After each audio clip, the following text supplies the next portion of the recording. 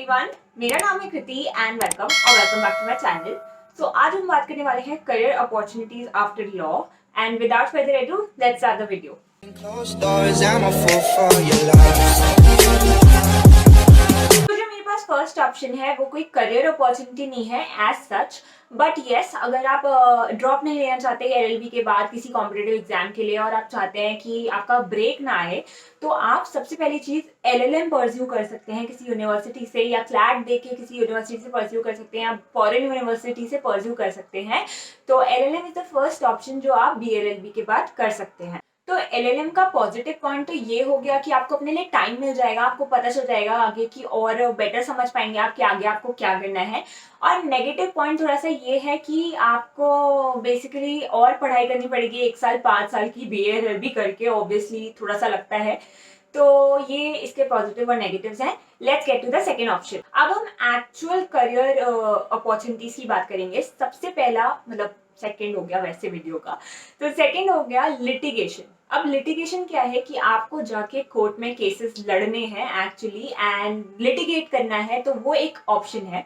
अब लिटिगेशन का I can tell you कि क्या होता है, शुरू में बहुत ज़्यादा सैलरी नहीं होती है। शुरू में मेट्रोपॉलिटन सिटीज़ में ज़्यादा से ज़्यादा 25,000 30,000 मिल जाता है, थोड़ा सा ज़्यादा मिल सकता है इससे, लेकिन इससे ज़्यादा नहीं मिलता।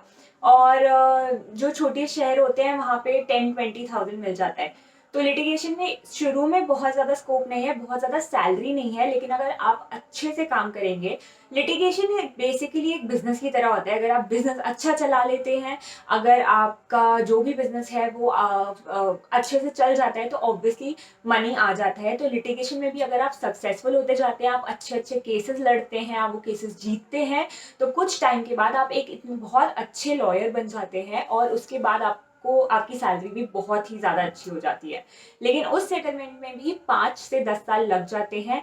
बहुत ज़्यादा अच्छे केसेस मिल रहे हैं और बहुत ही अच्छे जा रहे हैं तो 4 इयर्स में भी, लेकिन 5 साल एवरेज किसी इंसान को लग ही जाते हैं लिटिगेशन में सेटल होने के लिए अच्छी सैलरी पे। अब जो थर्ड ऑप्शन है वो है एक कॉर्पोरेट जॉब। इस पे मुझे काफी सारे लोगों ने क्वेश्चन भी पूछा है कि कैसे होता है, क्या करना है। तो देखिए, कॉर्पोरेट जॉब भी में भी अलग अलग टाइप्स होते हैं। ओके, एक होता है कि आप एक फर्म ज्वाइन करते हैं, आप एक लॉ फर्म ज्वाइन करते हैं। जैसे उनमें भी टियर्स होते हैं, tier 1 law firm, tier 2 law firm, tier 3 law firm. Tier 1 law firms वो होती हैं जो बहुत ही अच्छी लॉ फर्म्स होती हैं, अमरचंद मंगलदास, ट्राई लीगल, जो ऊपर की जितनी भी फर्म्स हैं वो सब बहुत अच्छी टियर 1 फर्म्स में आती हैं। वो फ्रेश ग्रेजुएट्स को भी काफ़ी ज़्यादा मनी भी देती हैं, 1 लाख रुपीज़ देती हैं पर मंथ। तो उसमें काफ़ी ज़्यादा वो मनी ल्यूक्रेटिव है, लेकिन उसमें बहुत ज़्यादा कॉम्पिटिशन है। आपको एक्चुअली बहुत हार्ड वर्क करना पड़ता है उन फर्म्स में जॉब्स के लिए। लेकिन इसकी जो प्रॉब्लम है वो वही है कि ये सबको नहीं मिल पाता है, इसके लिए बहुत ज़्यादा कॉम्पिटिशन है। NLUs के बच्चों में ही बहुत ज़्यादा कॉम्पिटिशन होता है। NLUs में भी जो टॉप के बच्चे होते हैं उन्हीं को मोस्टली ये कंपनीज प्रेफर करती हैं और बहुत ज़्यादा कंपटीशन है। तो इसलिए इसमें अगर आपको जाना है कॉर्पोरेट जॉब में, एक लॉ फर्म में, एक्चुअल लॉ फर्म में, तो पहली चीज़ तो आपको बहुत मेहनत करनी पड़ेगी। And secondly the thing is कि इसमें जॉब में आपका कोई टाइमिंग नहीं होता है। आप ऑफिस जा रहे हैं, ऑफिस से आ रहे हैं, आप बहुत ज़्यादा काम करते हैं। ये बहुत वर्क ओरिएंटेड जॉब है। अगर आप एक वर्कोहॉलिक हैं तो ये जॉब आपको बहुत अच्छे से फिट करेगी। फिर कॉर्पोरेट जॉब में ही इन हाउस काउंसिल भी एक जॉब होती है, जिसका मतलब होता है कि एक कंपनी अपने लिए एक इंसान को हायर करती है जो कि लीगल मैटर्स देखता है उस कंपनी के। वो लॉ फर्म नहीं होती है, वो कोई भी कंपनी हो सकती है, जैसे कि बाल्को हो सकती है या फिर जैसे कि इंडिगो हो सकती है। ये सब कंपनीज अपने लिए इन हाउस काउंसिल्स को हायर करती हैं। अब इनकी जो सैलरी होती है वो फ्रेशर्स की अराउंड 60,000 से लेके 1 लाख तक होती है। मैंने थोड़ा बहुत रिसर्च किया है एंड उसी से मैं आपको ये चीज़ बता रही हूँ। तो ये सैलरी होती है इन हाउस काउंसिल्स की। ना जो कॉर्पोरेट फर्म्स होती हैं, जो लॉ फर्म्स होती हैं, वो तो और कंपनीज भी कई बार होता है कि कॉलेज प्लेसमेंट्स में ही आ जाती हैं। आपके 4th ईयर में, 5th ईयर में कंपनीज आती रहती हैं और फ्रेशर्स को जॉब्स अपॉर्चुनिटीज देती हैं।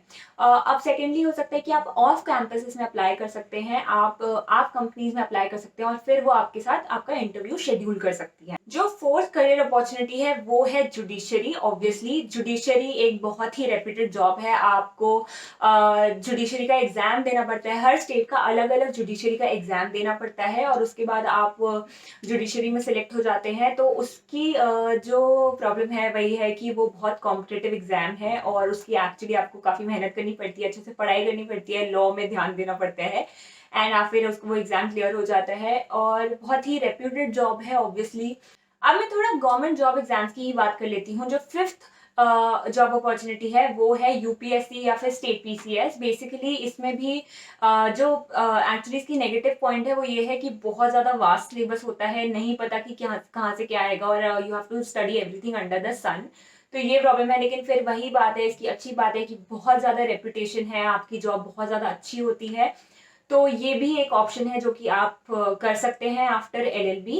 देन जो सिक्स्थ करियर अपॉर्चुनिटी है वो है बैंकिंग एग्जामिनेशंस। बहुत सारे बैंक्स होते हैं जो अपने लीगल ऑफिसर्स के लिए भी वैकेंसीज निकालते हैं, उनके भी एग्जाम्स होते हैं, गवर्नमेंट एग्जाम्स ही होते हैं। आप वो एग्जाम दे सकते हैं और उसके बाद बैंकिंग लीगल जॉब्स में जा सकते हैं।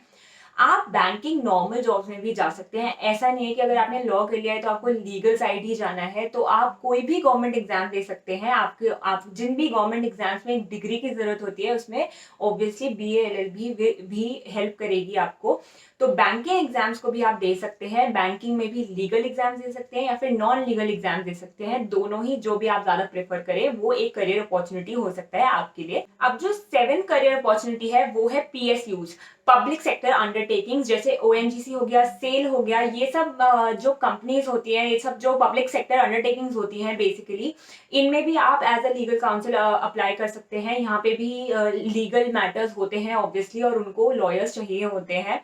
तो इनके लिए क्या होता है, बेसिकली आप क्लैट देते हैं पीजी वाला और उसमें अगर आपकी टॉप, आई थिंक बहुत ही टॉप 10, 20, 30 में रैंक आती है तो फिर वो आपको इंटरव्यू के लिए कॉल कर सकते हैं और फिर आपका इंटरव्यू होता है और आप पीएसयू में सिलेक्ट हो सकते हैं। तो पीएसयू भी एक करियर अपॉर्चुनिटी है after law.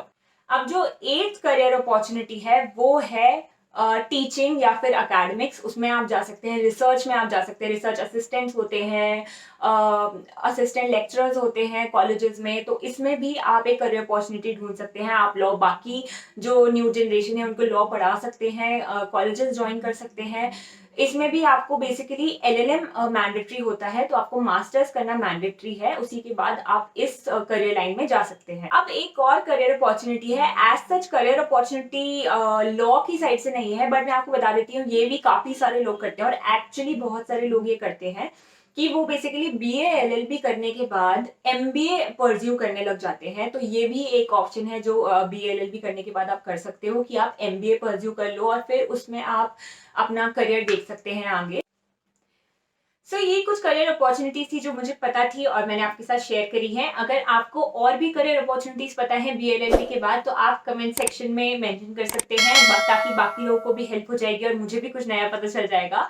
And thank you so much for watching this video. I hope you like this video. If you like this video, please like, share and subscribe to my channel. Please subscribe to my channel क्योंकि फिर मुझे motivation मिलता है ताकि मैं ऐसी videos और बना सकूं। और मैंने सोचा है कि जो मैं नेक्स्ट वीडियो बनाऊंगी वो मैं बनाऊंगी कि आप बीए एलएलबी करते हुए, कॉलेज में रहते हुए कैसे थोड़ा सा मनी अर्न कर सकते हैं। अगर आप चाहते हैं कि मैं ऐसी कोई वीडियो बनाऊं तो प्लीज कमेंट बॉक्स में लिखिए, मैं जरूर पढ़ूंगी एंड मैं रिप्लाई भी करूंगी। And thank you so much for watching this video. I hope you have a good day and thank you.